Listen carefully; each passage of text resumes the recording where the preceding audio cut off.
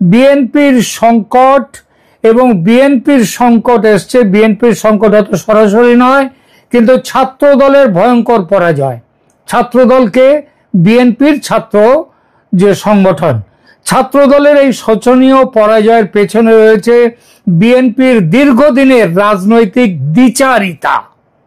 নির্বাচনের আগে ছাত্রদল, জামাত এবং ছাত্র শিবিরের বিরুদ্ধে যুদ্ধ অপরাধী, ইসলামী মৌলবাদী এবং পাকিস্তানের দালাল বলে বিভিন্ন অভিযোগ তুলেছিল, কিন্তু ছাত্র সমাজ ভুলে যায়নি যে বিএনপি নিজেই একই দোষে দুষ্ট। ইতিহাসের দিকে তাকালে দেখা যায় 1972 সালে সংবিধানের 38 অনুচ্ছেদের মাধ্যমে ধর্মভিত্তিক রাজনীতি নিষিদ্ধ করা হয়েছিল, কিন্তু 1976 সালে প্রেসিডেন্ট আবু সাদাত মোহাম্মদ সায়েম এই অনুচ্ছেদ বাতিল করে দেন এবং পরবর্তীতে বিএনপির প্রতিষ্ঠাতা জিয়াউর রহমান তিনি জামাত এবং ইসলামী রাজনীতির উপর নিষেধাজ্ঞা তুলে নেন।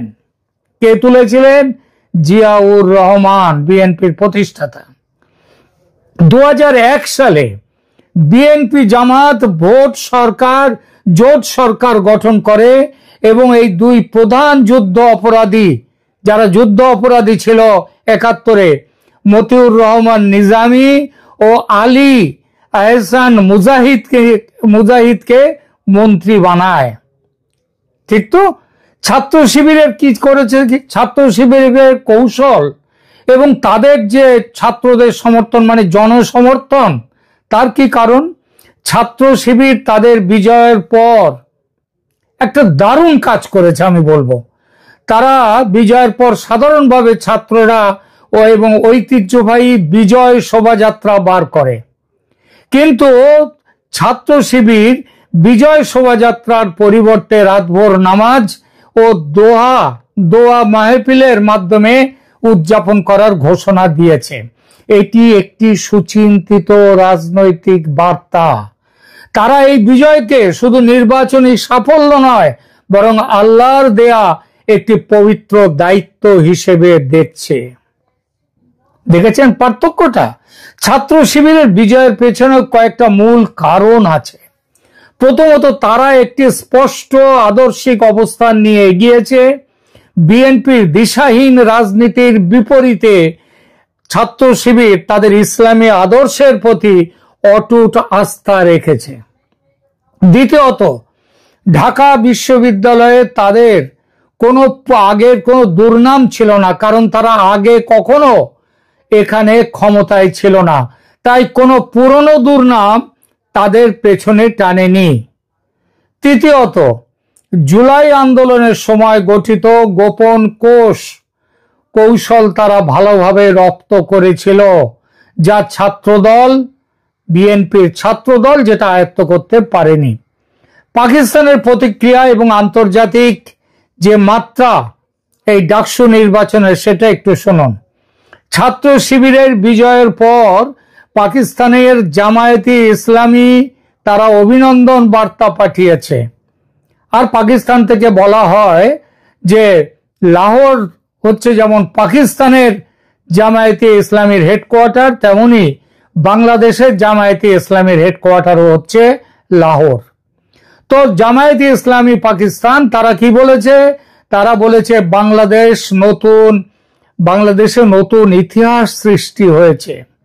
এই প্রতিক্রিয়া স্পষ্ট করে দেয় যে এই বিজয়ের আন্তর্জাতিক মাত্রা রয়েছে এবং এটি বাংলাদেশের রাজনীতিতে আমূল পরিবর্তনের সূচনা করবে। বাংলাদেশের রাজনৈতিক বিভাজনটা একটু আমরা আলোচনা করি, এই প্রসঙ্গে তার দরকার আছে। আজকের বাংলাদেশে দুটো স্পষ্ট রাজনৈতিক ধারা দেখা যায়। প্রথম ধারা মুক্তিযুদ্ধ বিরোধী পাকিস্তানপন্থী ধারা, এর নেতৃত্ব দিচ্ছে জামায়াতে ইসলামী। ডাকসু নির্বাচনে ছাত্র শিবিরের বিজয় এই ধারার শক্তি প্রদর্শন এবং জনগণের কাছে তাদের গ্রহণযোগ্যতা কতটা সেটা বুঝিয়ে দিয়েছে। আর দ্বিতীয় ধারাটা কাদের? দ্বিতীয় ধারা হচ্ছে মুক্তিযুদ্ধপন্থী স্বাধীনতার ধারা। এই ধারার প্রতিনিধিত্ব করছে কে? একমাত্র আওয়ামী লীগ। আর বিএনপি, তারা এই দুই ধারার মাঝামাঝি ঝুলে আছে। তারা নিজেদের সুবিধা মতো তারা তাদের ব্যবস্থা করে নেয়। তারা না পুরোপুরি মুক্তিযুদ্ধের পক্ষে, না জামায়াতের মতো স্পষ্ট বিরোধী অবস্থানে তারা রয়েছে। তারা জামাতের বিরুদ্ধে কথা বলছে, আবার জামাতের সাথে একাধিকবার তারা জোট করে থেকেছে।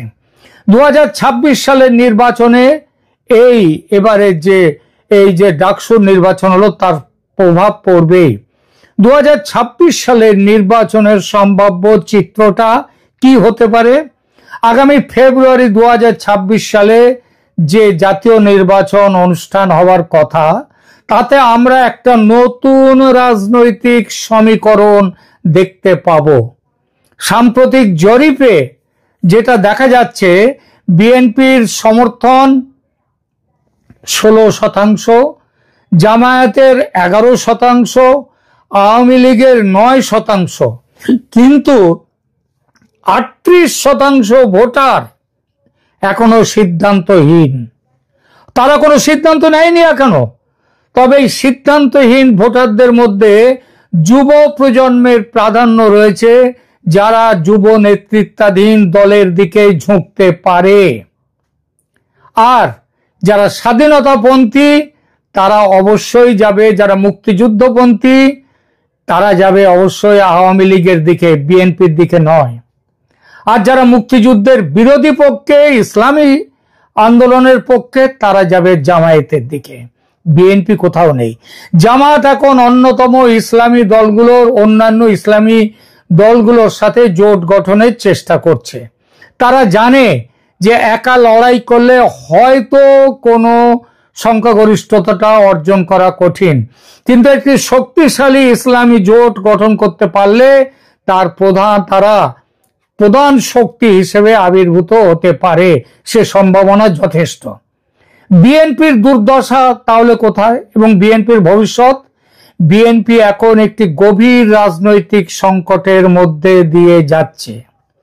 গত জুলাইয়ের পর থেকে, আগস্টের পর থেকে তাদের মুখ্য পরিচয় হয়েছে চাঁদাবাজের দল।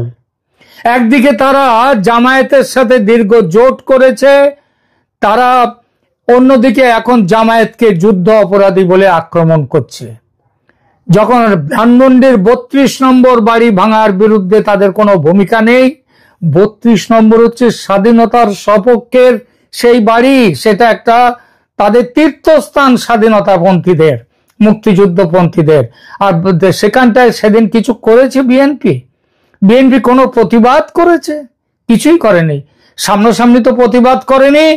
এমনকি তারা এই যে বিএনপি, তারা ওই 32 নম্বর ভাঙার বিরুদ্ধে সেভাবে কোনো জোরদার তাদের পক্ষ থেকে কোনো বক্তব্য জারি হয়নি। এই দ্বিচারিতা, নিজেদেরকে বলবো মুক্তিযুদ্ধের সপক্ষে, আবার অথচ মুক্তিযুদ্ধের বিরুদ্ধে কাজ। সুতরাং এই দ্বিচারিতা জনগণের কাছে স্পষ্ট হয়ে গেছে। জনগণ জানে যে বিএনপি ক্ষমতায় যদি আসে ভোটে, জামায়াতের সাথে আবার জোট করবে। তাই তাদের বর্তমান অবস্থান মানুষের কাছে বিশ্বাসযোগ্য মনে হচ্ছে না। আর ডাকসু নির্বাচনে ছাত্র দলের এই শোচনীয় পরাজয় বিএনপির এই রাজনৈতিক সংকটেরই প্রতিফলন। এবার আসি আন্তর্জাতিক বাস্তবতা এবং যুক্তরাষ্ট্রের কি অবস্থান সেই বিষয়ে। এই পরিস্থিতিতে আন্তর্জাতিক শক্তিগুলো, বিশেষ করে যুক্তরাষ্ট্র, একটি কঠিন অবস্থানে পড়েছে। এতদিন তারা বিএনপিকে আওয়ামী লীগের বিকল্প হিসেবে দেখে এসেছে এবং তারা ভেবেছে নির্বাচনে বিএনপি জিতবার পরে তারা তাদেরকে দিয়ে আমেরিকার স্বার্থগুলো পূরণ করবে। কিন্তু বিএনপির ক্রমাগত দুর্বলতা এবং জামায়াতের শক্তি বৃদ্ধির ফলে আমেরিকা এবং পশ্চিমা শক্তির সমস্ত হিসাব নিকাশ বদলে যাচ্ছে। যুক্তরাষ্ট্র কখনোই যুদ্ধ অপরাধী এবং মৌলবাদী শক্তিকে প্রকাশ্যে সমর্থন করতে পারবে না। এর ফলে তাদের একমাত্র বিকল্প দাঁড়াবে আওয়ামী লীগ।